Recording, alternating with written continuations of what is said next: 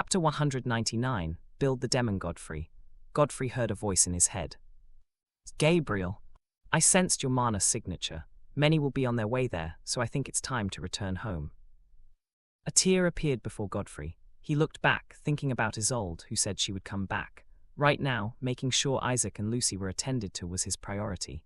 As he went through the space tier, Godfrey had no idea Isolde's apartment was surrounded by agents and they had broken in. They knew Isolde could teleport and were breaking down wherever she might have dropped Godfrey. His mission to save his friends had allowed him to escape a clash with the authorities. Meanwhile, opposite the street, a man clad in black robes hid in the darkness, right behind the street lamps. If one could get close, they would see the full image of a black moon on this man's forehead. The man looked like he was in his 60s with a long grey beard, but his body was still muscular and fit, nothing like his aged face. I guess the clash of divine tears I felt might have been him. It's all right, I know who else to go after. The man melded with the darkness and left. A few hours later, several black cars were parked outside the construction site with several dozen agents investigating the scene. The rumbling clouds Isaac heard had their fill of rumbling and began to rain. Mr. Manhattan stood facing his son's corpse, while Superintendent Bram held an umbrella over his head. A summoner's summon conjured faint images through lingering auras, allowing them to see what happened. Mr. Manhattan watched his son get beaten and clawed to death. All of them turned to the image of Godfrey walking away. He didn't touch him, an agent said, and received a glare from Mr. Manhattan that made him shiver. He used my son's innate skill against him. Mr. Manhattan spat with fury and bloodshot eyes. I'll revive him with your own mother's summon. After saying this internally, Mr. Manhattan stormed out of the construction site and entered his vehicle. As he sat in the back seat, a woman dressed in a different type of attire of which her coat, which had a double row of silver buttons, was white, turned to face him. She also wore a beret, but her face was so enchanting, doubtlessly men couldn't resist the urge to stop looking. Even if Earth's top-looking women were to gather, Nerissa would still stand out. Her exceptional looks and charm were basically an innate skill. My lord, Nerissa said reverently. Mr. Manhattan, whose eyes were bloodshot with anger, looked at her. Who are you? He froze and his posture changed. All that anger vanished, and he crossed one leg over the other and leaned back, with both hands resting on his knee. A natural air of authority radiated off him. Nerissa, Mr. Manhattan said, but with a neutral tone. It didn't sound like the same Mr. Manhattan, whose emotions were still fresh from the death of his son. Apologies for your loss. It's just a son. I have thousands of them around the world, some with better use. We'll continue to widen the rift between him and the others until he fully turns against mankind, Mr. Manhattan said as he looked out the black-tinted window, exhaling softly. Make sure you frame him and his friends for this, and do not stop until it's the most popular thing on the internet. We'll let the people build the demon that will slaughter them, he said with a detached tone. And they'll see you as their savior once you bring him down, Nerissa smiled. He'll be a greater evil, and I naturally need to stop him, take his army, and start an empire that will span multiple worlds. I have set my eyes on conquering the mana tree. I shall decide the laws, Mr. Manhattan said to himself with a low tone. How long until we acquire the primal stag's heart? I can only access this body, and my grasp is already slipping, he asked Nerissa, who smiled beautifully. Soon, the genie is able to grant wishes once more, and I told him just what kind of wish I want. It will surely get us the woman. Mr. Manhattan had a pleased expression after what Nerissa said, but she spoke again. Great Lord, I have a few concerns. How sure are we that the likes of Adam is dead? He was a menace while he remained on Earth. He might hinder our plans to expand. Do you think he's really dead? Do you know what exists outside Earth, Nerissa? Paragons, progenitors, proclaimed gods. Adam is just a simple-minded man with brute strength. Such an attribute is worthless. He can't break through everything. With a mischievous scowl, an 8-feet-tall monkey with dark orange fur, a golden ornate headband and an armor from its neck down to its feet, lifted his staff up, and the staff grew in size. It grew so large, it pierced through the grey skis, and the monkey swung it down. The staff, still growing bigger, tore through the atmosphere, descending with large amounts of flames, and crushed a grey-skinned being with horns and no eyes. It didn't stop there. The staff shattered mountains, devastated the sea, wrecking a continent in a single mischievous blow. And this was the continent of a world with much more mana, meaning their land was much stronger than Earth, over 3 times. Almost instantaneously, the staff returned to a normal size, and the monkey summon held it over his neck, scratching a spot behind his ear while looking at the sky. His fiery golden eyes could pierce through the clouds to great heights, where the projection of some beings close to the top of the manna tree watched. Chuckling softly, Adam fused with the Monkey King, pointed his staff at them. "You gods are next on my bucket list." "Achoo!" He rubbed his nose. "You have to be kidding me." He grumbled like an old man about his sneezing once more, like he didn't just kill a being beyond a paragon. He had just killed the progenitor of the eyeless demon race and grumbled about sneezing being a tougher opponent over his grave. A month after the world was shocked by the death of Mr. Manhattan's son, the bounty on Godfrey skyrocketed to 500 million, while his mother's rose to 1.5 billion, rocking the world greatly. However, despite the fervent search, Godfrey and his friends were nowhere to be found. While all this went on, in the vagabond camp, Isaac and Lucy moved through the narrow corridor and pushed open the door to Godfrey's room. They saw Godfrey doing handstand push-ups with just 2 fingers and suppressor bracelets, so he was technically doing this with his normal human strength, a sign that even as a normal human, he was equally a menace. "Wow," Lucy gasped at the sight of Godfrey. Sweat ran down his muscular arms and chest. The exercise had pushed him to the limit, forcing his arm to tremble as his biceps, triceps, and abs tightened. Isaac scowled inwardly when he heard Lucy. "The captain has called for a general meeting. You're already late." With his focus broken, Godfrey brought his feet down, and as he removed the bracelet, a cold sensation went through his body. It was mana, and it elevated his exhaustion to a great extent. It even made his body a bit stronger. This was the reason Isolde trained. There was an opportunity to get stronger beyond what was received from a summon. That tiny gap in strength could decide a battle, and in a world like this, losing a battle most of the time meant death or, for him, being imprisoned, brainwashed, and used. "Did you even hear me?" Isaac asked loudly, as Godfrey didn't even respond. Godfrey turned to him. "You're speaking to your mentor. Watch your tone," he said with a strong tone. He and Isaac stared at each other for some seconds before breaking into laughter. Meanwhile, Lucy's eyes were wide as Isaac had the audacity to stand in front of her, blocking her from seeing Godfrey. From this spot, she could barely see his head. "I didn't hear about any meeting," Godfrey asked as he wore a top. That was when Isaac gave way to Lucy and sat on Godfrey's iron-framed bed.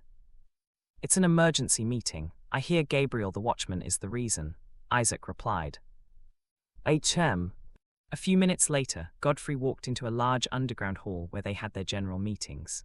The walls were cemented but not painted, with square pillars holding up the ceiling, and lots of chairs with long dark green metal tables and grey legs. Most regulars sat around the same table, with their elite class leaders. The moment Godfrey showed up with Isaac and Lucy, several eyes were on him. The new elite class who was rescued, a woman with long brown hair and a pretty face, looked at him. She had just returned a week ago, as she and her party were trapped by an entity that wasn't originally from that dungeon. It was above the origin tier, probably a paragon, as that was what it called itself. It was only after she came back did she realize that the strange plant boy hanging upside down on a massive tree might be related to the Ents, the previous youngest elite class killed. Kira squinted as Godfrey went to one of the tables. Only Percival sat there. She had been with her fiancé since she returned. This was the first time she was seeing this remarkable young man said to be more talented than her fiancé. A summoner with 5 summons, he's as rare as a pirate's lost chest box, one of Kira's regulars stated as she stared at Godfrey. Meanwhile, the moment Godfrey sat down, he noticed a problem. Was it him, or was there tension between Percival and Isaac over where Lucy would sit? The poor girl had not even sat down yet. Percival, calm as always, simply gestured for her to sit on his left, but Isaac held her wrist and wanted her to sit at his right. All 3 of them were elite class, only Lucy was a regular. Godfrey exhaled. He rose to his feet, told Isaac to sit on it, making him sit right next to Percival, then took Isaac's seat and ordered Lucy to sit beside him. Seeing how she excitedly sat beside him, Godfrey chuckled within him. He had saved her 2 times. Her reaction was, well, natural. Arian stood on the podium with his hands folded. "Gabriel," he said, looking to the empty space by his side as if someone was there. Right then, space tore open and Gabriel stepped out with a soft smile. There were gasps and whispers in the room, as this was the first for most of them. Gabriel was an enigmatic figure who was said to have been alive since the foundations of paradise until now, and yet he looked this young. Wasn't it until recently those who grew to higher ranks were able to preserve their looks and age at a slower pace? Despite the questions in their minds, everyone was quiet the moment Gabriel raised his hand for peace and silence. As most of you might know, I am Gabriel the Watchman, a humanoid summoner like some of you, and yes, as most of you are guessing, my summon is an angel, of the same race as Cain's summon. Gabriel stated and continued, but that is not the reason for this meeting. Today, I'm here to say the vagabond cohort will cease to go on hidden raids, but will instead raid dungeons before the public. What? Thalia exclaimed. That's unreasonable, Oliver muttered softly while the regulars spoke up. You're asking us to get arrested. No, the man who yelled felt a palm on his shoulder. He looked up and saw Gabriel staring at him with calm, otherworldly eyes. You're impatient, this Gabriel said, and the man hastily sat down. He looked forward and saw Gabriel was still standing on the platform. Then this being in the likeness of Gabriel beside him, was it Gabriel's summon, the angel? He heard angels could take the forms of different beings in order to appear less intimidating to people. He always disregarded that until this very moment. For some reason, his body trembled with fear. The angel didn't even do anything or release any aura, but it just felt different. Its presence naturally made his legs tremble. Do not fear, Gabriel said, and his summon became invisible. Could you ascertain its tier? Percival whispered to Godfrey, who shook his head in response. It felt like it was above origin tier. Both of them said at the same time and looked at each other. Now I know all of us have a bad history with the authorities, with a bounty of 500 million on Godfrey's head. But the reason we have chosen this is because there aren't enough secret missions we can go to that will prepare us for stronger foes, like what Miss Kira and her team faced. There are beings stronger than origin tier. They are few but strong enough to wipe us out with little effort. Most of you here know what I speak of. You only managed to survive because I intervened, but to make sure that doesn't happen, the vagabond cohort is to handle critical matters in the outside world, turning the authorities' propaganda against them and also strengthening ourselves against future foes, Gabriel declared. Trust me, I was also against this, but the Watchman has decided to retrieve us after every mission. He will be able to bring us back home once we get to the rendezvous area, Arian clarified. It looks like there's still some risk, Dax said, his voice slightly muffled because of his face mask. There'll always be risk. We face the risk of death on every mission. With this new plan, the vagabond will surely clash with guilds and the authorities. There are dangers, but we will also put ourselves out there and show the world that some people can't just paint us whatever color they see fit while we hide and let that become the truth, Arian replied. Why should we do that? Godfrey asked coldly. Arian frowned.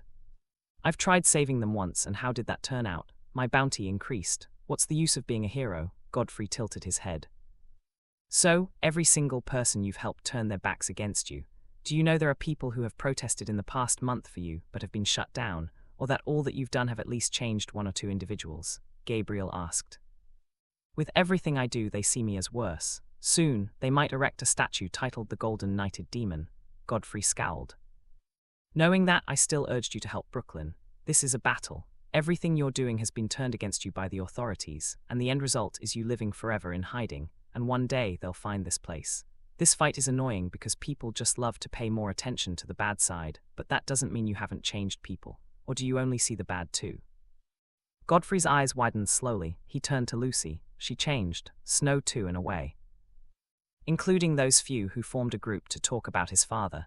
He didn't even know people protested for him. People defended him but were put down.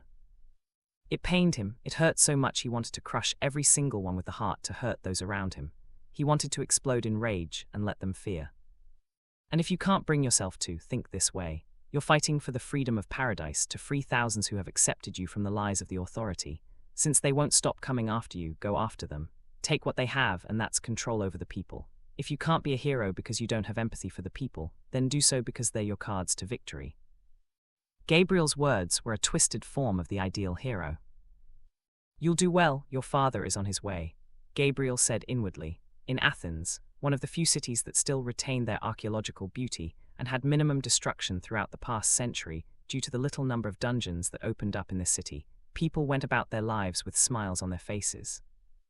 This was country of Greece, known for having the smallest number of dungeon outbreaks, and it was even more obvious in their capital, Athens.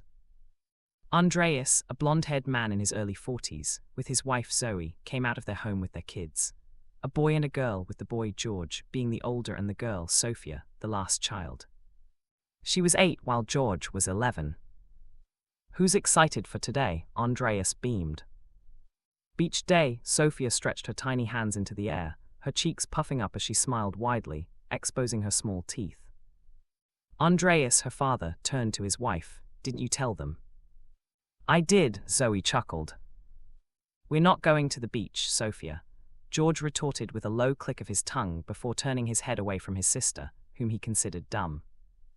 Andreas saw a taxi slow down and he clapped softly toward the family. "Our ride is here. Remember, when we're there, don't go exploring on your own. Always stay close to me or your mother." Everyone nodded. Andreas smiled. All right. He opened the door and his wife entered with the kids, but as he was about to sit, his eyes narrowed at the sight of people running from the left toward the right. He thought it was a few, but it wasn't in the slightest. Funny enough, because of the low number of dungeons, Greece had over 50% of normal humans, recording the highest worldwide. Only a few were able to use their summons to gain the advantage, and some already ran past the taxi. Andreas came out, the driver did the same thing. Their eyes trembled when they saw a massive red gate far away, behind several buildings. These people running must have seen it when it began to appear. Now it was already fully open. Andreas' heart pounded, his eyes shrinking with great fear. He swiftly turned toward the taxi driver.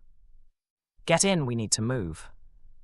If that enormous crowd got to them, there would be no way to move. But just as they were about to enter the taxi, they saw another red gate a few hundred feet away. Also behind a good number of buildings. It wasn't really close, but it loomed like the gate of death. The gate was as tall as a 3-story building, and much larger, the same for the other behind him. Andreas, the driver, his wife, and his children were horrified. This was death. Athens had only registered 3 dungeon breaks for the past century. In fact, while the entire world went through an apocalypse, they were largely unscathed. This was the first time they've seen the infamous red gate they've always heard of, and this time, not just one appeared but 2, and in close proximity. There wasn't more than 1,000 feet gap between both gates. There was chaos, fear had settled in. Andreas picked up his daughter and his son with remarkable strength and dashed for his house, while his wife and the driver went after him. The moment they went in, they slammed the door and locked it. Andreas dashed in and came out with a pack of nails and a hammer. Good thing he was a carpenter. He broke down his table and began to nail the wood to the window while sweating profusely, not just out of stress but fear. The driver went to help him, while Zoe took her children to the room. George and Sophia kept looking out as lots of sound rang from the hundreds of people in the street. The monsters weren't out. Once they were, there would be a slaughter. She had read documentaries of what happened in many Red Gate outbreaks. Athens was doomed. Zoe wanted to cry, but she held it in. She couldn't cry before her children. "Stay here and try to be quiet, okay?" she said with a smile, though it didn't reach her eyes. "George, you protect your sister no matter what." Zoe caressed her son's face as he nodded heavily, grabbing his sister's palm. When the men came to seal the windows in the room, Zoe went to the attic and began to rearrange the things there. This was where she planned to hide her children if the situation became dire. "We've received unfortunate news. 2 red gates with sizes matching the second largest red gates to ever be seen have appeared in Athens. As you can see, the news anchor kept talking, but people in different parts of the world were already cold with fear at the sight of the 2 red gates. It was already evening, 7 hours since the red gates appeared, and both had not turned black. These were 2 abnormal occurrences in the same place. First, never had 2 red gates appeared so close to each other. It was like 2 different dungeon creatures wanted to fight, and Athens was their battlefield. The fact that the gates were still red meant summoners could go in and shut them down before they turned black, but the anchor's next words made people shudder. "We just received news after hours of probing. Both dungeons are divine tier dungeons. Athens' special summoner Team A and B had gone in, but we're sad to inform you that Team B has been wiped out." The news anchor's statement made people terrified. Just why are they telling us all this? I feel like they want us to feel fear on purpose. Is there some kind of doomsday coming to the entire world, or is this even the truth? An old man sitting in a cafe shop retorted fiercely. "I feel it's better. We need to know the truth, rather than live in comfort built by lies." a younger man responded. The old man turned to him. This truth will make society unstable. This truth will make brave men aware of Athens' problem and they'll go help. There's no use hiding the truth. Not everyone that is strong is part of a guild or the authorities. The young man replied, Mrs. Athens. The blonde-haired woman, one of the 7 heads who looked out the floor-to-ceiling glass wall with her hands folded, turned to the door where the voice came from. She wore an executive suit with a form-fitting skirt and black heels while standing behind her desk. Come in. The moment she said that, the door opened and a woman, her personal assistant, walked in with a phone. The proximity of both gates has gathered a great amount of mana in that vicinity, that it's like a bubble. Normal people can't leave without a summoner aiding them with his own mana, the PA said solemnly. This is the first time I'm hearing of this. Mrs. Athens frowned as she sat down. This is the first time 2 massive red gates have appeared so close together. It has drawn so much mana into that place that summoners can basically feel it as they move. The PA responded. What about Team A and our military? Team A has retreated. 2 throne tiers are dead, 6 are heavily injured. I'm afraid we don't have a healer who can save them on time. Our Saint tier captain is still alive, just slightly injured. It's obvious, since I'm the only divine tier in this country and with weak combat skills, our weakness is now bare before the world. Mrs. Athens sighed heavily. The PA clenched her fist but continued. They found a horde of kobolds, thousands upon thousands of them, and their leader has the ability to ignite whatever he wants on a whim, but we don't know what's in the other dungeon Team B entered. However, what is it? The captain of Team A wants to enter the second dungeon. It's his wife who led Team B. The PA's statement made Mrs. Athens frown. Let him go. If we restrain him, he won't actually be useful anymore. We will be losing a rare asset. That man is a Saint tier and the strongest in Greece. If he dies, we might. So you suggest you stop him from going to search for his wife, and then what? He'll fight to save other people, other men and their wives. We're not in a state where we can control him. It's best we let him go with his loyalty than watch it die out, as he will still go but will not come back loyal to his nation. Mrs. Athens interjected with a soft yet stern tone. But we... That's enough, Mrs. Athens said with a cold tone.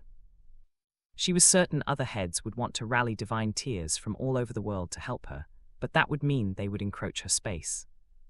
If it was before, she would have gladly called for their help, but now, after her 12-year-old daughter had awakened a humanoid summon, an elf to be exact, she realized the fate other humanoid summoners went through, and that she voted for wasn't the kind of life her daughter should live. For that reason, her daughter's summon had been kept hidden from the rest of the world.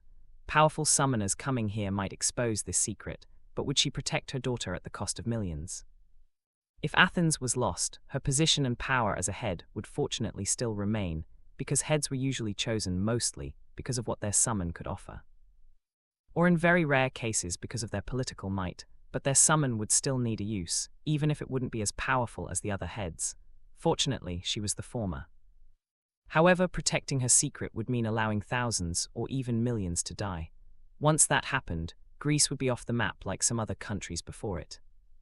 Suddenly, alarms began to ring. It was a citywide alarm. Mrs. Athens rose to her feet and turned to the glass wall. Has it turned black? Yes, we have a dungeon outbreak. The PA responded. We need to get you to the safe house. As she was speaking, the door opened and 2 throne-tier summoners in black suits barged in. They were far away from the dungeon, so far that they couldn't even see or feel the mana fluctuations, but once there was a dungeon break, especially a red gate dungeon break, distance wasn't enough to keep you safe. The monsters could spread out like a tide, and it would be worse if there were airborne monsters. You're kidding, Godfrey said with a shocked face when he saw his mother in Arian's office. It was a Spartan office with nothing except for concrete walls and a metal table. Paradise wasn't this lackluster, but for some reason the cohort's camp was. She's not actually. Your mother's power is growing, and right now she can easily regrow limbs by breaking a sweat. Her summon can heal and keep the main team intact while we handle the tougher monsters, Arian explained while leaning on his chair. You know that she has 1.5 billion on her head and you want her on open missions. Whose idea was this? Seeing Godfrey was slowly losing his grip, his mother quickly replied. Mine, Valentina said. Godfrey froze. What? You think it's easy for a mother to watch her son face risk every time? What brought peace to my heart was that I knew that's your place. That's where you belong, just like your father, so you have to accept that I also belong somewhere. I won't be fighting, just helping." Valentina smiled softly. "And if there's a risk of death, I'm sure you'll come running, just like your father. But I can't let these people face off against 2 red gates without a healer as capable as me." Godfrey became silent. Even his intense emotions calmed. "Don't forget what Gabriel said. It also includes your mother. People would see who their government wants to kill. It might not work, but what's a revolution if we only cower thinking of the risks?" Arian replied. Godfrey couldn't speak back. This man's fiancée literally faced an entity higher than the origin tier. He had seen the risk, and yet allowed Kira to follow that desire to continue her service in the cohort. Godfrey exhaled heavily. "All right, let's go. Send them to the attic." Andreas whispered to Zoe, his wife, and continued looking through a small opening in the fortified window. He could see short beings with digitigrade legs, red scales, dragon-like heads, and long tails slaughtering unfortunate people. Some of them even used their crude spears and knives, but mostly their claws and fangs. These kobolds wore ragged loincloths, and a good number of them had slingshots, which they used to shoot down those far away. The power of their slingshots was able to open holes through the body. The driver, who peeped from a different opening, shuddered as he saw a kobold much bigger than the others, with a broad axe swung over his shoulder. It broke through the wall of a building, and both men didn't need to think much to know those in that building were dead. But didn't this also mean their house couldn't save them? Just at the thought of that, the huge kobold came out of the building, his axe dripping with blood as he glared straight at Andreas' home. Their hearts pounded, eyes shrinking as fear took hold, gripping them tight as death flashed before their eyes. The huge kobold spoke a strange language, and the minions with their slingshots, knives, and spears turned toward Andreas' home. But at that moment, bullets came flying in, piercing through the kobold minion's scales, and many of them fell, but the huge kobold was able to protect his eyes while the bullets bounced off his tough scales. Andreas, who saw all this, hurried to another window and peeped. From there, he saw an armored truck with a good number of foot soldiers moving alongside it. Their summons were white hounds that could stand like humans due to their well-developed digitigrade legs. They could also run on all fours, making them able to excel at both. They wore military-grade armor, matching the camouflage uniforms their summoners wore. Some of them had the kind of machine guns mounted on helicopters at their backs. Each shot tore through a kobold with ease. Together with their summoners, the number of Athens' forces was over 40. The bullets from the summons were enough to make the huge kobold stagger, but it lost control of its rage and charged toward them, the broad axe scraping the asphalt road, unleashing yellow sparks. With each step, the huge kobold, a Lord-tier dungeon monster, cracked the asphalt, and he got faster and faster. But right at the moment it leaped high, the broad axe aloft, the armored tank lifted up its barrel and unleashed a shot. It shattered the huge kobold, and its axe fell, pinning itself to the asphalt as if such a hard road was wet mud. Andreas almost cried out in relief, as the soldiers and their summons began to clear up the kobolds in the vicinity. When all the kobolds were shot dead, a coach bus suddenly manifested behind the tank. On it was a chameleon. It was almost as big as the entire length of the bus. This chameleon must have had an adaptive skill that allowed it to adjust its weight and an innate skill that allowed it to camouflage itself so well it couldn't be seen, smelt, or heard, and that ability hid the coach bus from the kobolds. Andreas breathed lightly as a soldier approached their door with his summon and knocked before retreating and aiming his gun at the place. "Is anyone still in there?" "Why, yes, we're still here." Andreas breathed out in relief as he opened the door. "Please head for the bus, we don't have much time," the soldier said. Andreas gathered his family and left the house while the driver was ahead of them. Several other families were on their way to the coach bus, everyone moving quickly as some had already settled inside it. No one wanted to be the last to discover there was no more space for either them or a member of their family. George looked around as his father carried both him and his sister. His eyes widened at the sight of strange creatures flying toward them. "Dad, what's that?" George hurriedly tapped his father's shoulder. "Stop, George, let's get to the bus first," Andreas responded while gasping for breath, but George didn't stop. They're monsters." George's scream made Andreas, his wife, and others who heard the little boy's scream tilt their heads to where he was pointing. To their horror, they saw winged kobolds. The soldiers had already spotted them, and they unleashed bullets. Dozens of winged kobolds fell, but the few that remained summoned fireballs that consumed over a dozen summons and less than a dozen soldiers. Screams filled the air. Seeing the commotion going on around the bus and the number of people rushing toward it, Andreas turned back. He couldn't take his chances when that was the sole focus of the monsters. The sound of explosions roared behind him as he ran. He could feel his children clutching tight to his skin and hear his wife's pants behind him. Just then there was a loud explosion as the tank blew open like popcorn. The bus was sent lurching backwards, right into a building with the people within it. The forceful air blast caused by the explosion lifted Andreas and his wife off their feet. Andreas groaned when he hit the floor, but his worry was his children. He turned and saw his wife bleeding from her head as she was already unconscious.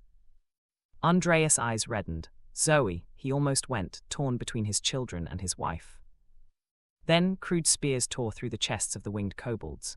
Andreas' eyes almost widened in relief when he heard malicious chuckles as green-skinned monstrosities, goblins, came out from the distance, hundreds of them. What terrified him the most were the taller beings behind these goblins. Hobgoblins, armed from head to toe with blood-red armor and gleaming yellow eyes. It was an entire army, and Andreas doubted anything survived from where they came from. And soon, he and his family might be amongst the dead. Was this it? He never thought his life and that of his family would end like this. Andreas' despair cleared from his eyes as he saw his son rise up and stand before them with his small hands stretched out. The boy was trembling with fear, and yet was more defiant than him. The goblins chuckled at the sight of this, and 5 of them left their rough formation. The ragged loincloths fluttered in the wind as their short, green legs moved rapidly. Their small protruding bellies bounced ever so slightly as they flashed their crooked yellow teeth with their crude weapons in offensive positions. "He's going to die," a man hiding in an abandoned building with a camera told his audience in horror as he watched the scene, already envisioning what was about to happen. He was a streamer, quite far from this area, but made his way here in order to stream this. 2 red gates appearing in a single place. It was historic, and his video would rake in millions of views. He would rise up the ranking like an eagle. The streamer held his helmet, to which the camera was attached. People were commenting, most telling him to get out of there while a few urged him to save the kid. Trust me, I'm no H-hero," he stuttered, shivering even when it was flaming outside as the goblins closed in on the kid. Suddenly, a golden portal opened up beside the burning tank, and a 10-feet-tall lean figure covered from neck to toe in a white cloak walked out with a long slender pole attached to an artistic silver axe blade etched with runes at his back. Long graceful ears, taller than the top of his head, jutted out of this being who wore a helmet with sprawling branches made of gold. Every other part of this being's face was covered, except for the eyes and the long eyebrows. "What is that?" the streamer gasped, shocked at Lysander's arrival. "No way, it's a humanoid summon." "They're cooked, get out of there or you're next." "They're not even out of the frying pan, and here comes the fire, right into the pan." While comments popped up on the screen, Lysander, Godfrey's new knight commander, took one bold step and his cloak fluttered backward, revealing his exquisite golden armor. Lysander, now a 14.5 throne tier knight, vanished, reappearing behind the goblins close to George. The streamer's mouth widened as he saw all the goblins had already lost their heads. As if that wasn't enough, Lysander charged toward the horde. Though he wielded an axe, he moved so gracefully that it seemed his feet never touched the floor.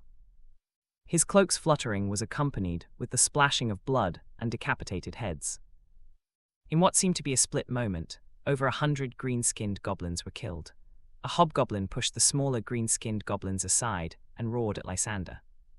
His roar ripped the asphalt off the ground and sent cars flying, but Lysander stood there like he wasn't part of the chaos. He was far stronger than the goblin, and that only dawned on the hobgoblin when it lost its head. "This power," Lysander thought as the goblins clamored toward him. "I never thought this was possible."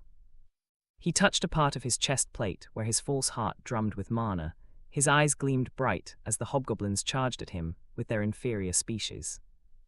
Lysander could feel it. All this strength surging through his veins was like the faraway sight of a tsunami. It looked frightening, but fear never truly settled in because of the distance. That was how he could explain his strength. It was powerful, but there was an even greater strength within him. One that begged to be set loose. It gnawed at his consciousness, a different part of him. It wasn't him. Lysander knew this quite well, as this was the Snow Elf commander, a demon to his kind, urging him to use his strength. Blackout. The moment Lysander brought down that limiter, his armor transformed as if blood poured on him. His white graceful cloak that covered his entire body turned black, the sun became crimson with golden rays, and the sclera of his eyes turned black while his irises turned white like frost. His tier rose to 15.5, the peak of the throne tier, and with his armor and skills, he could go against a 16 saint tier. Before his might, these goblins were ants. Lysander swung his axe, and a cold, misty air blew out, enveloping the place like a fog. When it died down, only Lysander stood there, surrounded by sliced frozen corpses. Hundreds of them. His speed was so great that to Andreas, George, the streamer, and everyone watching his stream, it was like he just swung his axe once and fog, which barely lasted much, killed all the goblins. Die did you see? The streamer couldn't complete his sentence. His widened eyes trembled with disbelief as he stared at the crimson elf knight, whose black cloak had now covered his armor once again, leaving only his helmet. He could see nothing except the elf knight's eyes. The knight scanned through his kill with a gaze that couldn't be deciphered. Humanoid summons are cool. I can't stop myself from saying this. My god, is that an elf? Elf summons are so rare. Most humanoids are ugly orcs or creepy-skinned people, but elves are just so graceful. The streamer's eyes twitched. Did these people even fully register what just happened? That humanoid summon killed about 100 Lord tier and several hundred lower-tiered monsters in a short span, and from the looks of it, this summon didn't just throw one wide area destroying skill, but sliced through each and every one of them. His legs weakened at the thought of this, but then he saw Lysander turn and walk toward George. Those watching his stream went wild, with some pleading for the knight not to kill the innocent family while others just stated that they knew the humanoid would kill them eventually. Andreas gasped, struggling to his feet and scrambling to stand before his son. He fell to his knees, tears streaming down his eyes as a single word left his lips. Please. Lysander's ironclad boot rang as he came to a halt right before Andreas, and stretched out his gauntleted fingers toward the mentally beaten-down man while reverting back to his normal golden form. Andreas couldn't believe his eyes. What was this? Was he being offered a chance to join Cain's fanatic? Was that the only way to save his family? He shut his eyes and made up his mind. His Highness said you are safe.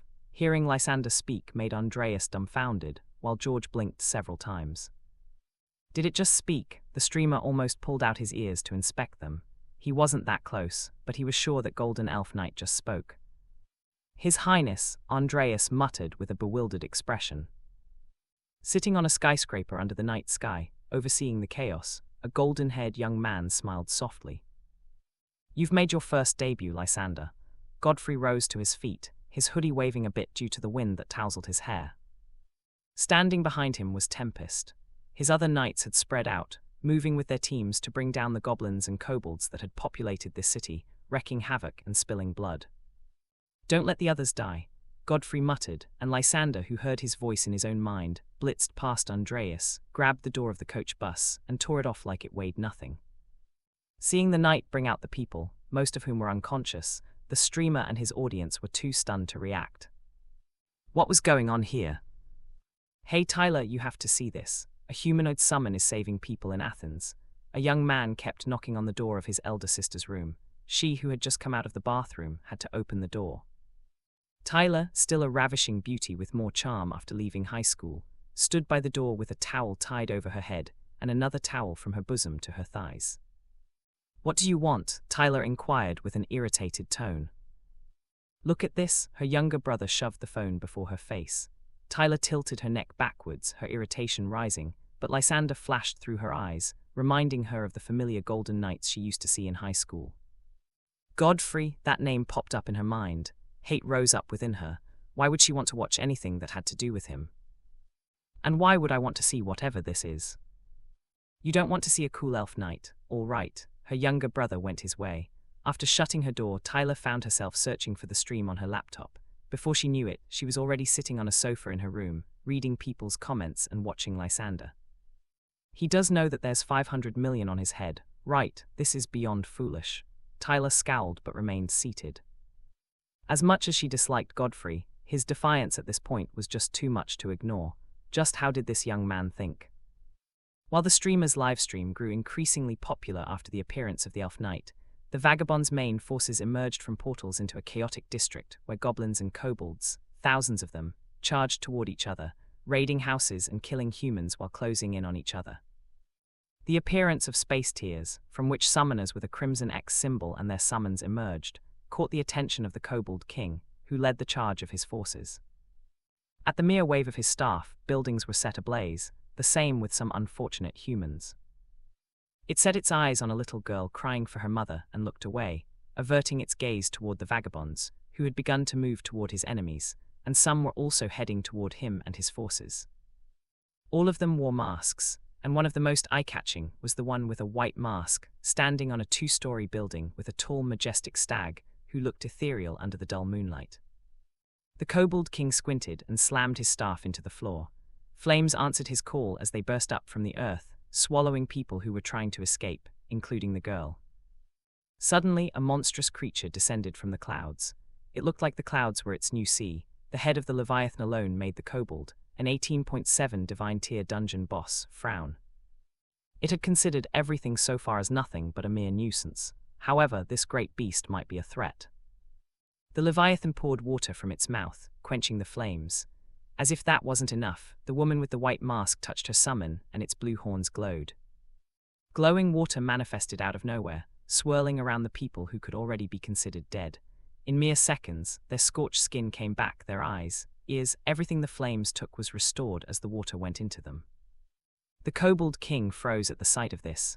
Not just one, but dozens of people were brought back from the jaws of death. What was going on? Who were these people? Dax's summon blew off the heads of his kobold chief warriors with one swing of his behemoth of a hammer. Magma also heeded its call, increasing its kill count. Thalia's pink-winged fairy rained golden crystals from above. It was like both her arms were machine guns, but shot projectiles much stronger than bullets. Golden crystal, shattering storm. Thalia's summon activated an adaptive skill and manifested almost 30 golden crystals which suspended all around her. As they shot down, the crystals all exploded into shards of the same shape, with gleaming tips that could puncture the scales of a dragon who had not greatly reinforced its scales. The kobolds did not stand a chance. Over 100 of them died. The kobold king whispered, and Thalia's fairy court ignited like she was kindling, and the air was fuel. Kahesh lahe skeje, the kobold king lifted his staff high, and more vagabonds ignited. The sight of it thrilled the kobold king, and it decided to take one step further to show these humans that he was a divine tier being. Wrapping both hands around his staff, he was about to strike the ground when a web string pulled the staff out of its grip, stopping the kobold king from igniting the air itself. Unknown to Isaac, he had stopped this boss from unleashing a skill that might consume all life from at least half of Athens. Shake, the kobold king tilted its head, glaring at Isaac, who wore a black mask with green eyes as he stood on his giant spider. His senses urged him to take that staff, or he wouldn't even have the luxury to regret it, and that's what he did.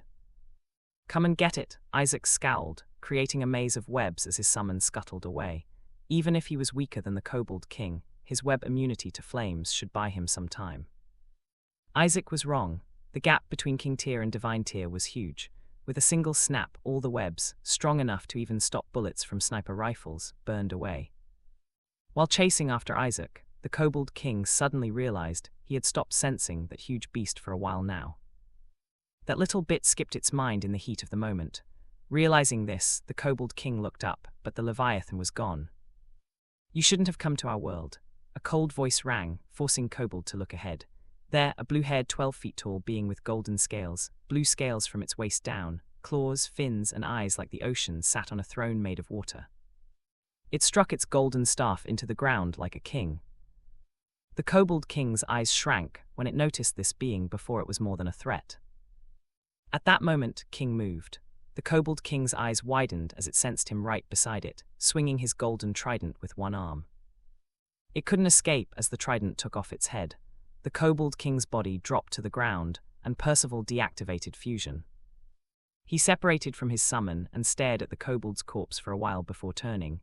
Just as he took the third step, Percival sensed a grave threat, forcing him to turn himself into water. A great blast struck him, vaporizing the water, but from the vapor, Percival reformed himself and resummoned King along with Levi while facing the kobold king, who had transformed into a red dragon. The transformation was instantaneous. He couldn't even perceive when the change happened, but this dragon was much stronger than the Kobold King's basic form. The dragon unleashed a roar that made buildings crumble before breathing an astonishing amount of flames. Percival's Leviathan retaliated by spitting out a powerful jet stream of water. Both elements clashed heavily, causing a thick fog. King moved through the fog, appearing beneath the red dragon. One of its eyes locked on King, and it could see that cold gaze that still spoke volumes of how King saw it as beneath him. This made the red dragon roar furiously. In its roar of rage, King swung his trident, ripping off the huge beast's head.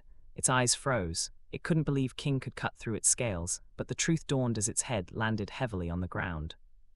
Percival walked out of the fog with gleaming eyes. He touched the dragon's body and muttered, "Gabriel, here's a dragon's body. We can't let the authorities have such great material." Suddenly, a rift tore open below the dragon, swallowing it and the head. "Man, I'm waiting for the day I'll get my own fruit. Your strength is something else," Isaac said as he swung over and perched on a huge pile of rubble. Percival looked at him from the corner of his eyes. He remained silent. "You and Godfrey, who's stronger at the moment?" Isaac asked, a question many in the cohort wanted to know. "Remove him from your mind, or you'll get killed by depression," Percival told Isaac as he lifted his head to a faraway red gate that slowly grew faint. "He's in a league of his own," Percival added. In a bunker that looked more luxurious than the homes of most wealthy individuals, Mrs. Athens sat behind her desk with other government officials, speaking to her about the different sectors of the country that were severely affected by the dungeon outbreak. While they spoke, Mrs. Athens' PA walked in hurriedly. "What is it?" Mrs. Athens asked while the other officials looked tense. Their thoughts went dark as they thought the monsters had broken in. This meant their death was imminent, and with it, the complete downfall of Athens. This city and nation as a whole would become a no-man's land right after. "One of the red gates has been closed." The PA's announcement made everyone freeze for a moment. "What?" "We focused our forces on evacuating and fortifying the defenses of the city's core after several failures from the rescue teams." "How was the gate closed?"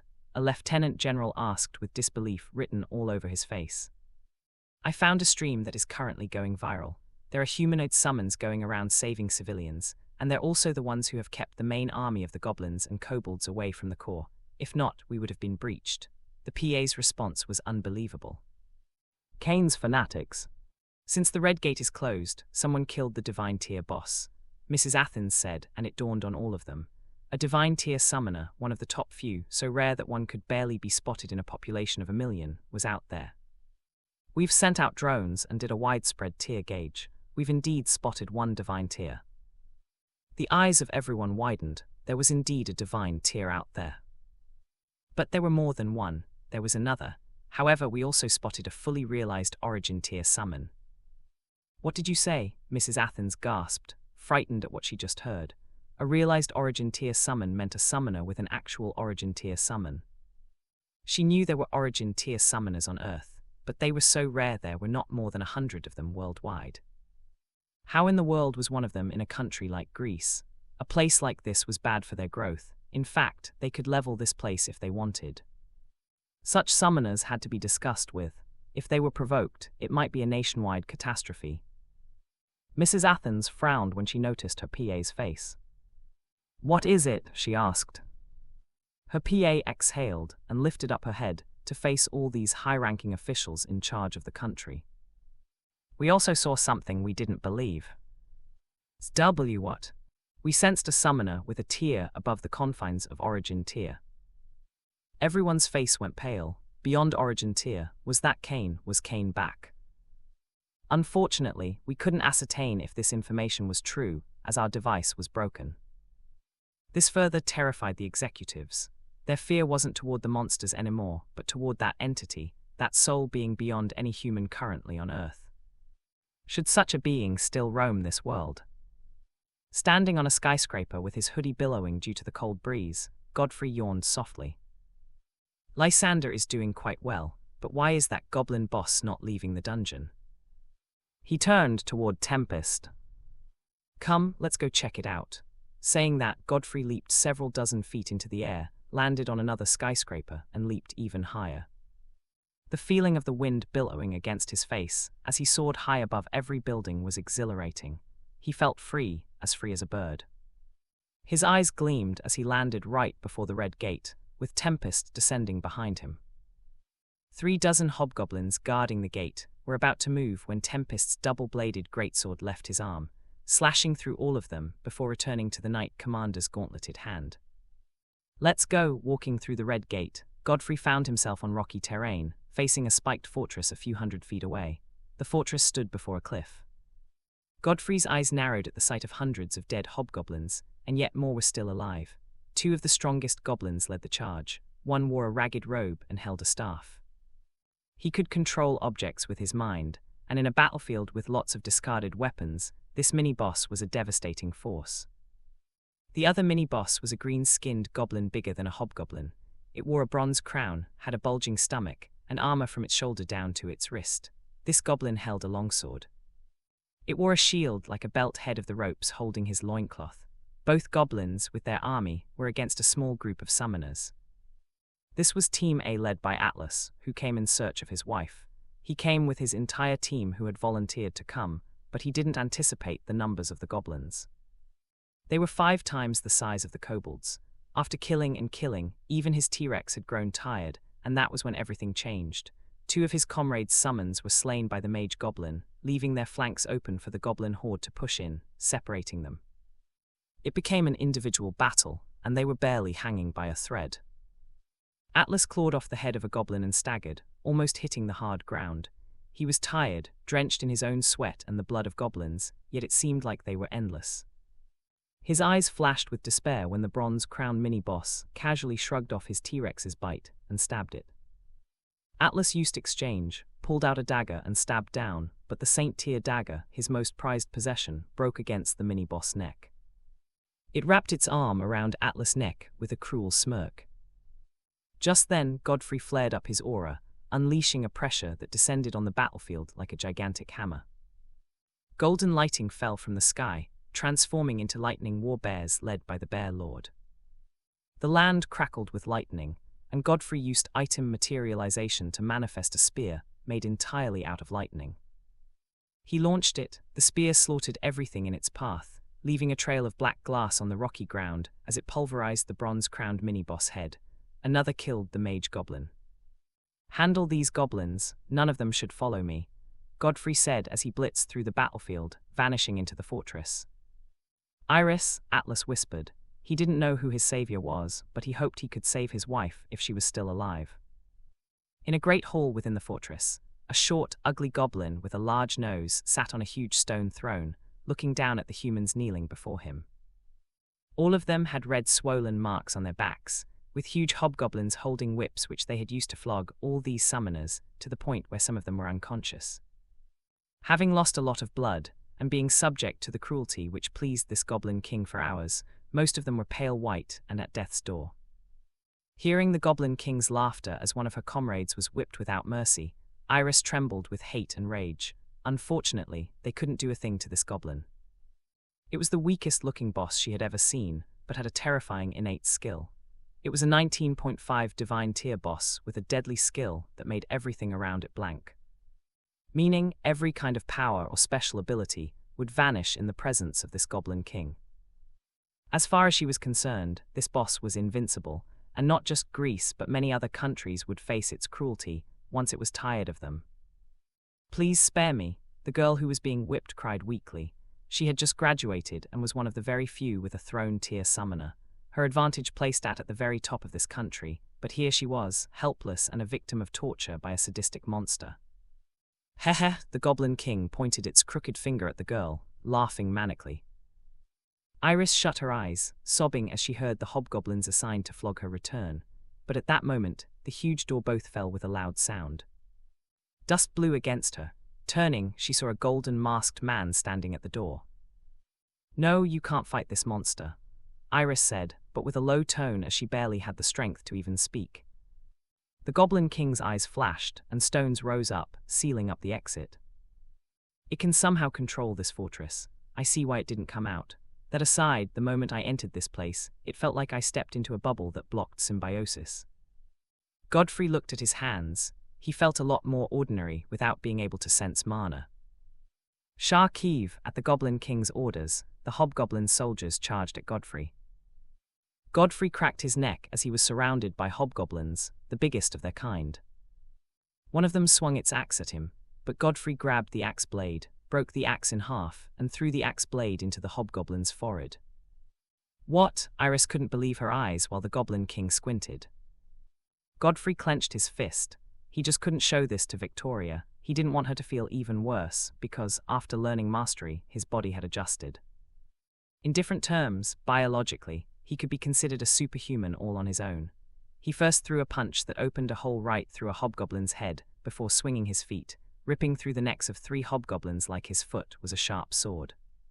He dodged the spear of another hobgoblin, punched its knee, thus shattering the kneecap and forcing the hobgoblin down.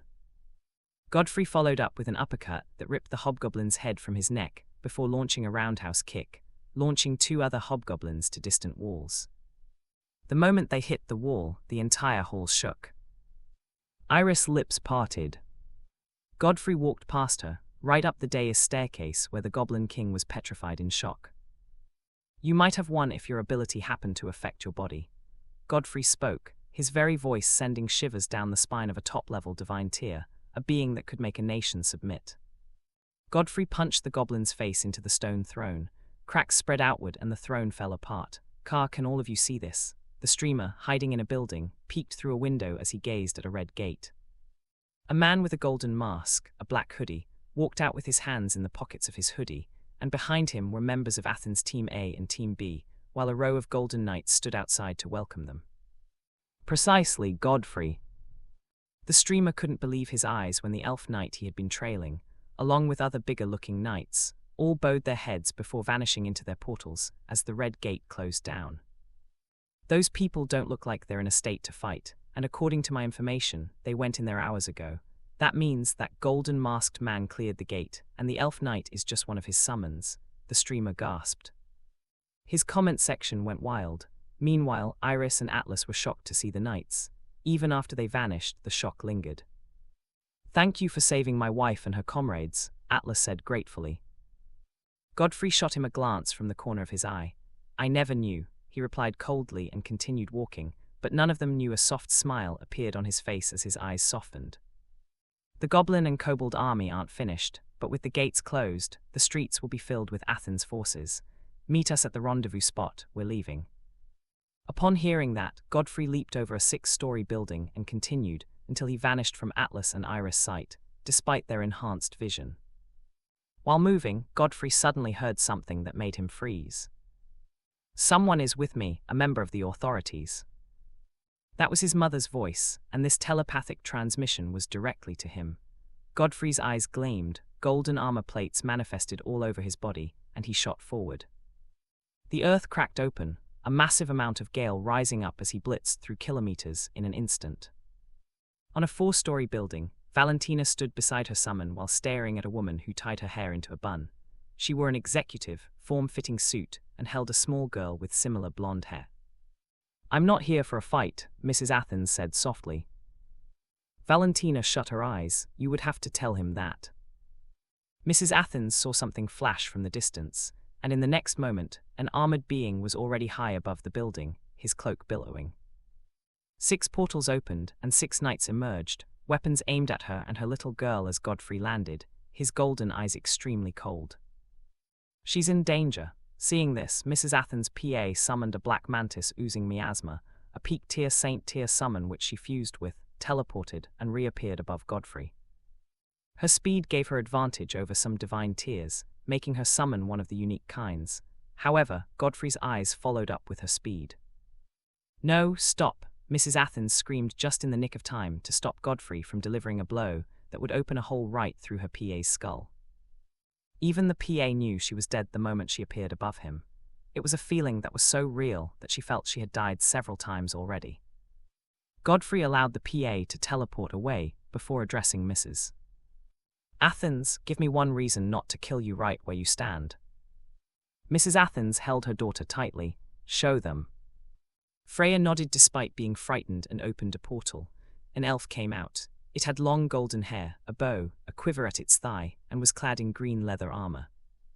"A high elf," Lysander said softly, and the high elf turned to him. She squinted. When has there ever been an elf this big? What kind of elf was he? She couldn't perceive what kind of elf he was. Lysander felt unnatural to her, a chimeric of some sort, maybe even more than that. A humanoid summon. Valentina sighed with pity. Not at Freya's summon, but the reaction from the world which was the reason for this war they were fighting. "I don't want the authorities to take and twist her. Please, let her stay with you, and I promise to do whatever I can to ensure the freedom of the vagabonds," Mrs. Athens pleaded. "What?" Godfrey's cold response made Mrs. Athens' face pale. After everything he had gone through because of her and the other heads, the regime they had set up to put humanoids in control, Victoria's loss of her summon, Percival's attack, all the hate they've all received from the public. He could even remember how he cleared a Green Gate dungeon with Isolde, saving lots of lives, but ended up with policemen aiming their guns at him. This world was flawed. It was built to be flawed for a reason that wasn't entirely just, and this woman had done nothing but sit there and vote for his mother to be a sacrifice for the perfect life era. It was a complete vote, meaning all 7 heads voted to kill his mother. The more Godfrey thought about this, the brighter his eyes glowed with hate and rage. Lightning flashed from his golden irises into his black sclera. Lightning bolts crackled from his ironclad boots. Mrs. Athens and her child took a step backward while her PA trembled. "He's going to kill us. I told her this was a bad idea." "Godfrey," Valentina said as she embraced her son from behind. Godfrey's lightning died out instantly as he also retrieved the armor, but his mother was already wounded by the lightning. She bit her lips, squinting her eyes tight due to the pain. "Mum," Godfrey looked at her. Her wounds healed quite quickly, relieving him from guilt.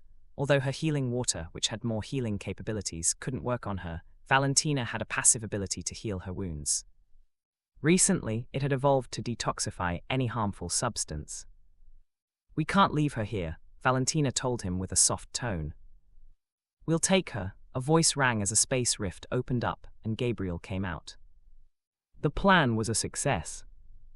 Gabriel's voice rang in Godfrey's head, and his eyes narrowed. "How?" "This little girl has given us an ally, someone who sits on the table." Gabriel's eyes gleamed. In one of the most well-known buildings in Manhattan, a woman sat in her dressing room after shooting. Priscilla looked at her beautiful face reflected in the mirror and cupped it.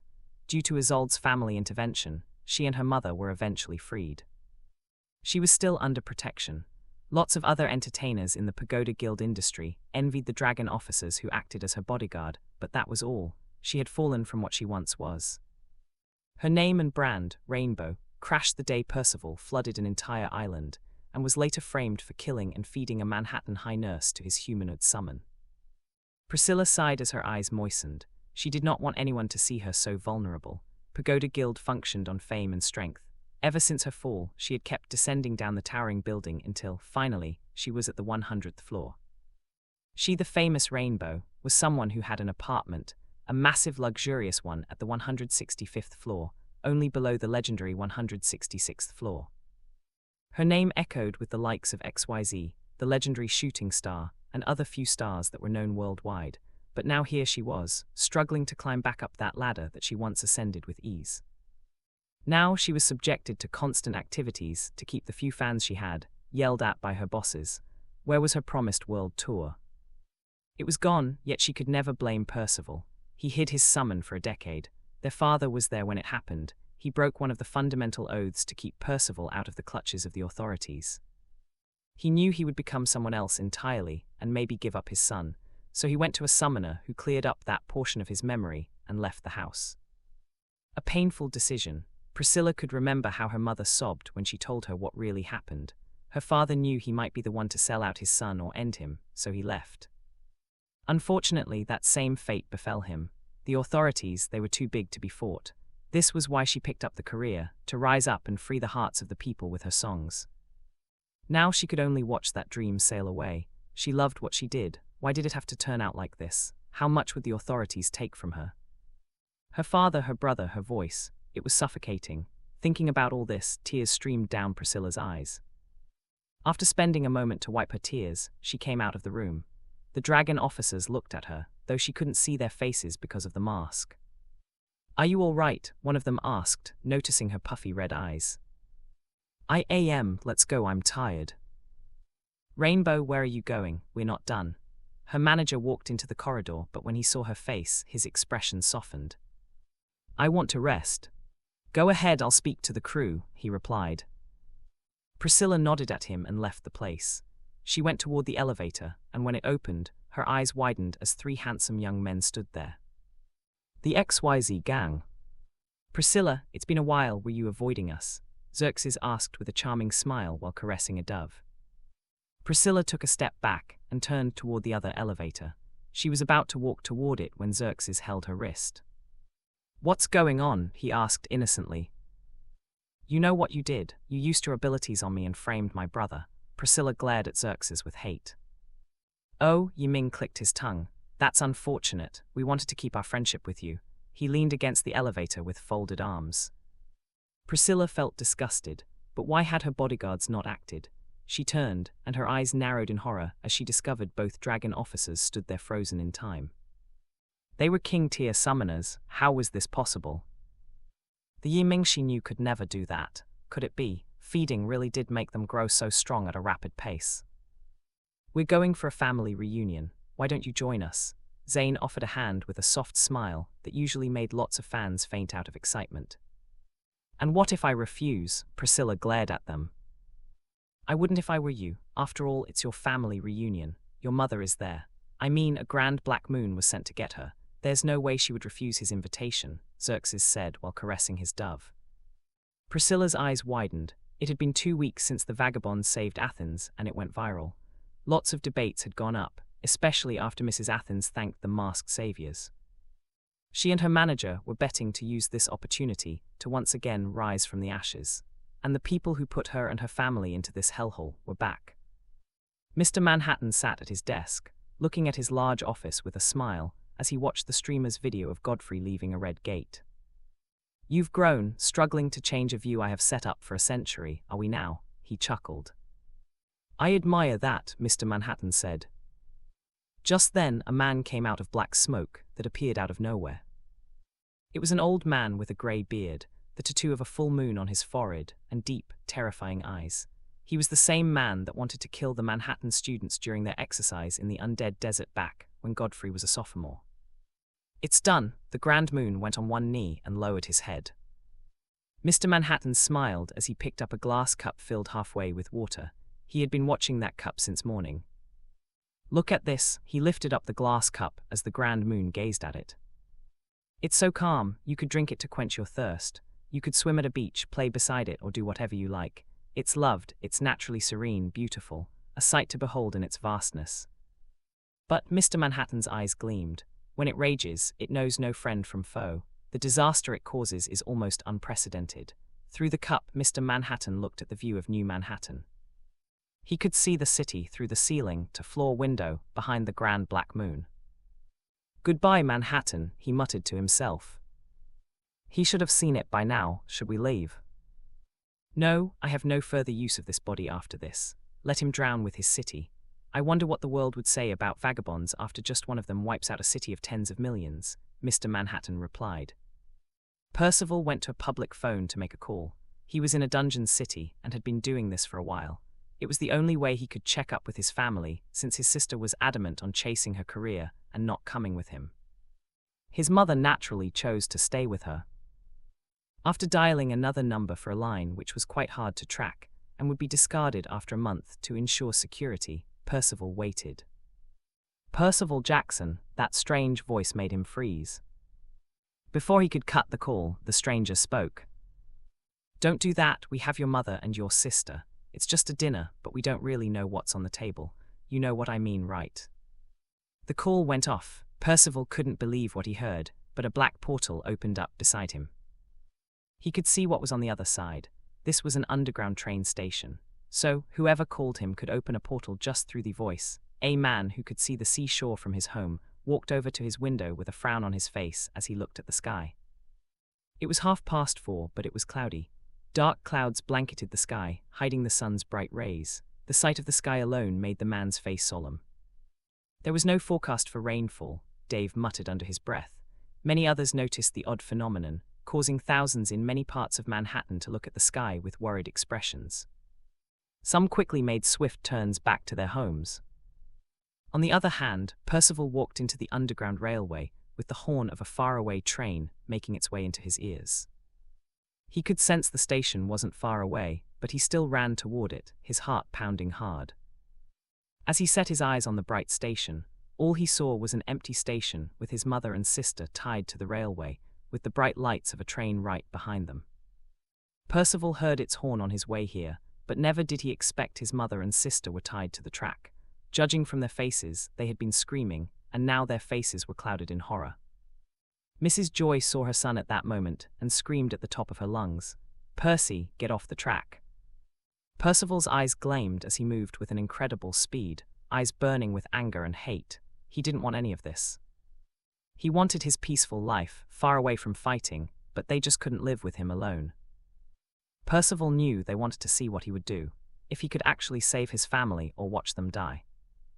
Rage swelled within him, coursing through his very veins as he clenched his fist. The train was already before his mother and sister while he sped past them and slammed his fist into the train.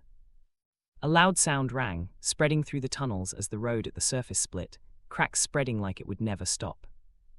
The force from the punch lifted the train, coach by coach, off the ground, hitting the surface of the tunnel before it fell on its side. Silence settled in the station, as both mother and daughter couldn't believe what just happened. Mrs. Joy's eyes widened as a portal opened to suck her and her daughter in. The dark portal drew them swiftly and was about to close when Percival leaped in. He found himself on Manhattan's surface, but with two red-skinned humanoid summons and their summoners. Both humanoid summons were Oni yokais, muscular beings with a beast-like face, two horns protruding from their foreheads, tusks, and rows of fangs. They tied their grey hair to a ponytail and held gigantic metal cudgels with spikes all around it. Before them stood two summoners in black hooded robes that hid their faces. One of them held the tied-up Priscilla, and the other, Mrs. Joy.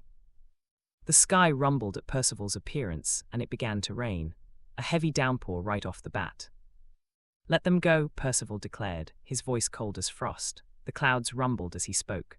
Close to the seashore, Dave went to the window once more as it was now raining, but his face paled when he saw the sea level rapidly rising. It was already entering the streets, and there were high tides making their way here, each higher than the last. Back at where Percival stood, a portal appeared beside Percival, and King threw his trident before he came out.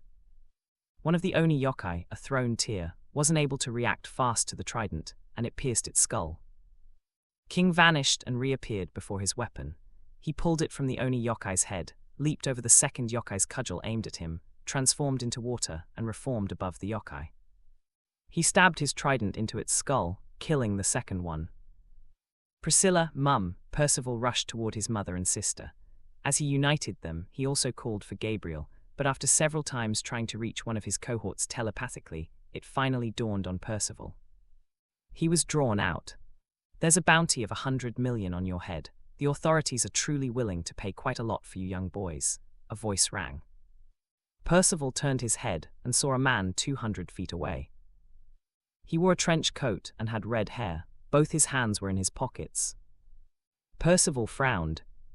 "You know, the authorities planned on sending Bane, a member of the fourth strongest family, and even a member of the third strongest family. They would have certainly caused a scene, so I was sent instead," Dexter explained casually, like everything was already in the bag the moment he was sent. "An origin tier summon. First time I've set my eyes on one. I guess I'm dead," Dexter said as he brought out a pistol to shoot, but King wrapped him up in a ball of water. Not even the bullet could penetrate the water. He drowned to death, but far away, over 1,000 feet away, Dexter's true body hid in a building with a sniper gun. He exhaled softly, his eyes gleaming as he prepared to fire the first origin tier bullet ever made. It was the only one existing in the entire world, and he couldn't believe his eyes when Mr. Manhattan gave it to him. Dexter's summon allowed him to create a second body. Once one was asleep or dead, he would wake up in the other body. Whichever body that died, as long as one was still alive, Dexter was alive. Neither body was inferior to the other. He was used to one of his bodies dying. His failsafe was that he could create another. Dexter eyed Percival through the scope, smirked, and tilted it to another target. "Tusk, this bullet is wasted on you." He whispered and pressed the trigger. A golden bullet, spiraling with energy, burst out. The muzzle split open like a flower, and the entire floor was blasted off. The building collapsed instantly while the bullet zipped past King, who tried to intercept. He formed a swirling mass of water behind him, but the bullet still made its way through and came out of Mrs. Joy's back. Time itself slowed down in Percival's eyes, forcing him to watch the blood bloom from her clothing. He couldn't believe it. Mum, please," Percival stuttered as his mother laid lifelessly in his arms, the outrageous amount of mana destroying her insides the moment the bullet hit her. It caused her entire system to shut down. Why do this to him? A massive portal appeared in the sky and his Leviathan emerged, roaring in pain. Percival, half crying, half mad, fused with King and shot into the sky. Great waves rose from the sea, flooding Manhattan without mercy. Skyscrapers with weak foundations were the first to fall. Heavy wind accompanied the rain, turning an ordinary downpour into a hurricane. Dexter, feeling the trembling of the earth, summoned a massive black bony wyvern billowing with pale mist. He fused with it and soared into the sky, high above skyscrapers. He saw the rising tide from different sides, and his eyes narrowed. "I'm getting out of here," Dexter told himself as he soared into the dark clouds, only for a mighty head to burst out. The Leviathan's head alone was bigger than his wyvern. Dexter couldn't even scream when the Leviathan's fangs crushed the scales, flesh, and bones of his summon in one bite, killing both of them in that instant. Only little parts of the wyvern's wings fell. Even the authorities' agents fled at the sight of the waves. The tide, relentless and raging, crashed into more buildings, swallowing whoever it met without a shred of mercy, while the King, fused with Percival, stood on his Leviathan's head watching as this great city was slowly wrecked. He rather watched it get buried underwater. This city had caused his family so much pain. Soon, people who could match him would come, and he was waiting. His Leviathan turned its head left, toward the magnificent dragon flying toward it. Unlike other dragons, this one was a chimera. It had white fur instead of scales, and 4 great feathery wings spread out. It was a powerful divine tier summon, a dragon that could spit out black holes. This was Christine Pendragon's summon. Percival swung the trident, and the clouds in between them were swept away. He clenched his trident tight, eyes glowing bright. She had helped him and his family. He acknowledged that, but anyone standing for the authorities or Cain at this point, he would not tolerate. "That's not how to do it, Percival." A calm voice rang as a finger snap rang, and all the water in the city vanished. Everything reset back. The dark clouds cleared, the sea vanished. All the fallen skyscrapers stood back up. Even people who had drowned were alive again. Only Percival remained midair. He descended and found his headmaster, a man who was supposed to be in prison, standing beside Gabriel, who carried his mother. Seeing that she was still lifeless, Percival's expression twisted back into rage, but a hand rested on his shoulder. "Stop!" Turning his head, Percival saw Godfrey looking at him. "Go of me," Percival told Godfrey with a furious tone as he pulled his shoulder out of Godfrey's grasp, but Godfrey held him once more, forcing him to turn and throw a punch. Godfrey blocked his fist, though the impact sent him straight to a building. The walls cracked slightly. "We'll bring her back," Godfrey said. If he could bring her back, he would have by now.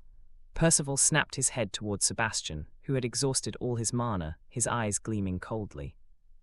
Wasn't that him, wasn't that Cain, just with another face? At that moment, Godfrey moved. Percival threw another punch at him, but he caught it this time.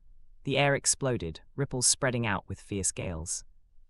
"I know you're angry, but you need to calm down. My mother will do all she can to bring her back, but you're delaying us." Godfrey's reasoning made Percival calm down. Godfrey then nodded at Gabriel, who swiftly took all the Jacksons away. "You've grown a little bit more calm than before," Sebastian chuckled. Godfrey felt weird internally. This man was Cain, the self-proclaimed god, the reason this world was like this. He was Cain's clone, just with a different face and personality which could be overridden at any time.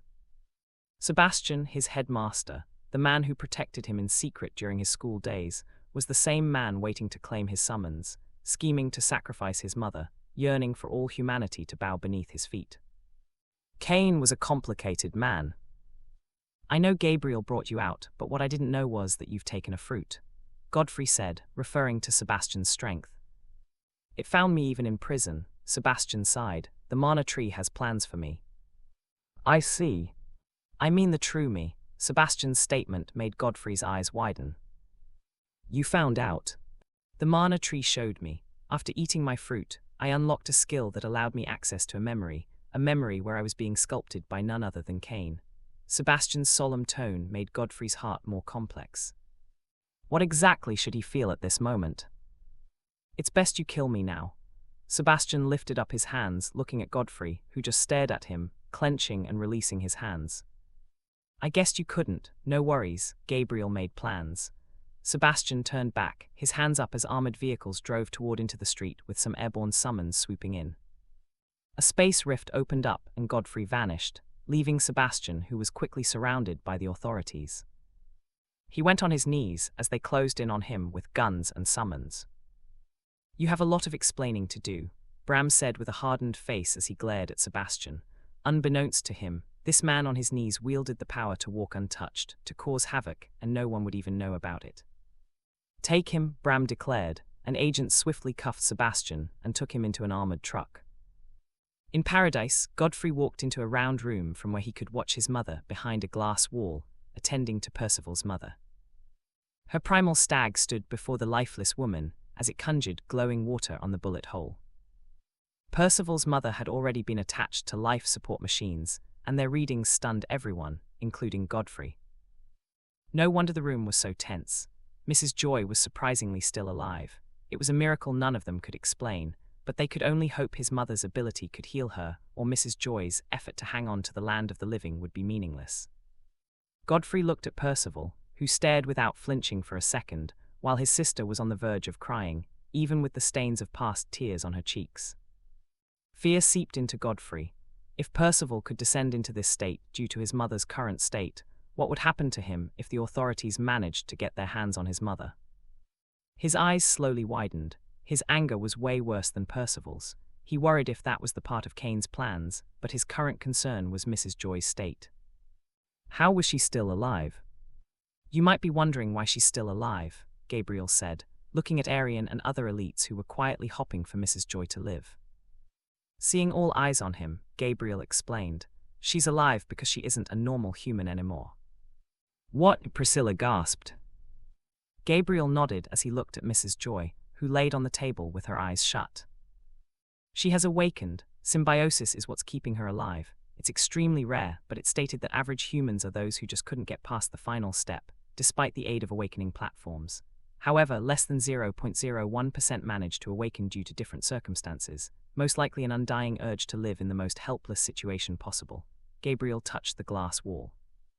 Her soul for the first time gets to see its other part. I believe she'll live, Gabriel announced confidently. Godfrey had hope. After all, Gabriel had an entire tower filled with books he had read. Rare cases like this should be one of the few things in that enormous amount of knowledge he had. In a dark space, Joy found herself floating, her eyes fixed on a mighty black mare with pure white eyes and a white mane that billowed like it was made of the clouds. It walked on clouds. The moment their eyes met, Joy recoiled in shock and fear while the mare's eyes narrowed slightly. It exuded confidence, nothing like Joy's withdrawn, humble personality. She gasped as her hair turned black as night and grew, billowing gracefully like the horse's mane. The mare was pleased with this sight, while Mrs. Joy's eyes softened.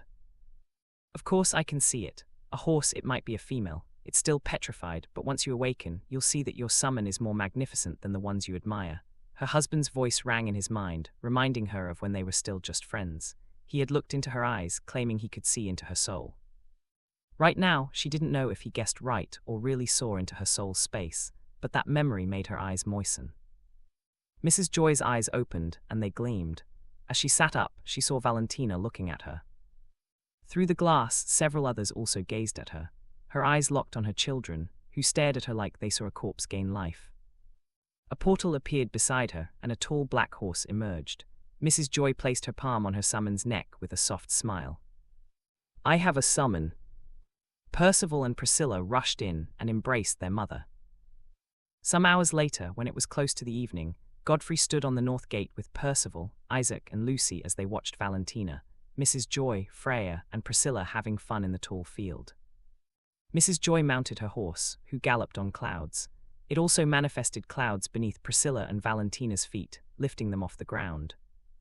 I can't watch anymore, I'm going to join them, Isaac declared as he leaped over the wall. Lucy giggled softly, and yet followed him after glancing at Percival. Percival glanced at Godfrey. I'm sorry. It's all right, I understand your rage, Godfrey responded. What frightened me was that I thought you would be much calmer than me. I'm afraid of what I would have done if I was in your place. I've seen what it's like when you lose control. Percival looked at Godfrey. It's terrifying, but I'm an origin tier now. I can stop you. Godfrey smiled softly. I'm counting on that. Meanwhile, I don't think I'll stay in paradise for long. The fight against the Red Gate increased the tier of some of my summons, but if I want to access stronger ones, I need to be more proactive in dungeon raiding. Percival blinked. You have another summon you haven't awakened. He was stupefied. 6 was already a world record. Godfrey wasn't the first to have 6, but he might as well be the only one with an array of such strong summons. But 7, Godfrey would truly break the record, becoming the first summoner to own 7 summons. The most terrifying thing was that each one was stronger than the last. Godfrey didn't reply, but the look he had said it all. Origin tiers were stepping out of their hiding places, and he wouldn't be able to handle them with his current strength. Something told him this Dragon Knight and the others would be much different than the rest, in regards to strength, of course.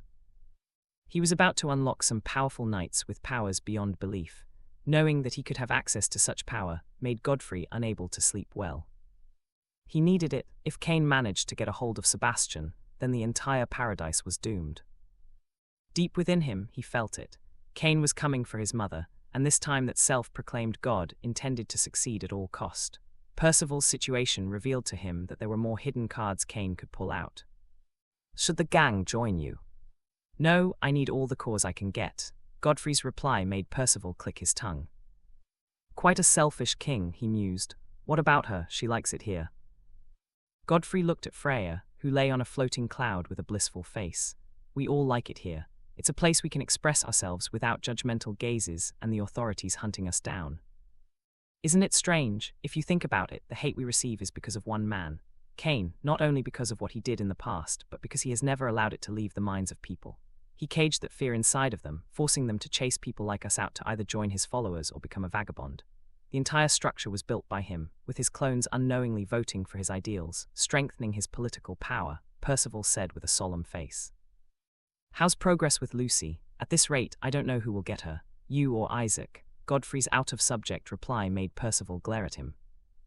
Stick to Isolde, he snapped, and Godfrey laughed. 2 grand black moons stood in a tall, walled hall, with a massive image of Cain's summon. The silver moon has given the go-ahead.